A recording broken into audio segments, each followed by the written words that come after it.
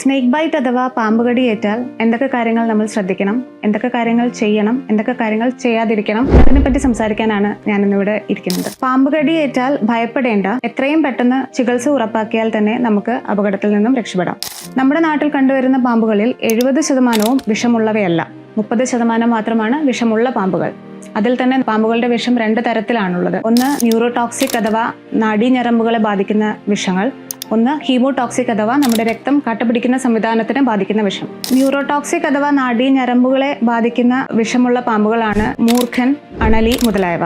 ഇവ മൂലമുണ്ടാകുന്ന ലക്ഷണങ്ങൾ സാധാരണ കാണുന്നത് കടിച്ച ഭാഗത്ത് ചെറിയ വേദന, ശ്വാസമെടുക്കാനുള്ള ബുദ്ധിമുട്ട്, വിഴുങ്ങാനുള്ള ബുദ്ധിമുട്ട് മുതലായവയാണ്.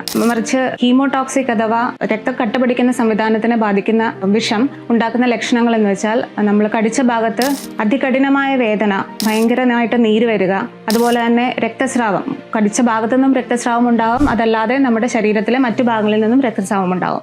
ഇതൊക്കെയാണ് 2 തരത്തിലുള്ള വിഷങ്ങൾ മൂലമുണ്ടാകുന്ന ലക്ഷണങ്ങൾ. ഏത് പാമ്പുകടി ഏറ്റാലും നമ്മൾ ഗൗരവമായിട്ട് തന്നെ കാണണം. എത്രയും പെട്ടെന്ന് ചികിത്സ ഉറപ്പാക്കിയാൽ നമുക്ക് ജീവൻ രക്ഷിക്കാം. പാമ്പുകടി ഏറ്റാൽ നമ്മൾ പ്രഥമ ശുശ്രൂഷ എന്താണ് ചെയ്യേണ്ടത്? കടിച്ച പാമ്പിനെ തിരിച്ചറിയാൻ ശ്രമിക്കുക. അതിനെ കൊല്ലാനോ പിടിക്കാനോ ശ്രമിക്കരുത്. അത് വീണ്ടും കടിക്കാനുള്ള സാധ്യതയുണ്ട്. ഏത് പാമ്പാണെന്ന് തിരിച്ചറിഞ്ഞാൽ നമ്മുടെ ചികിത്സയ്ക്ക് അത് വളരെ സഹായപ്രദമാണ്. AR Super Specialty Hospital. Your health, our priority.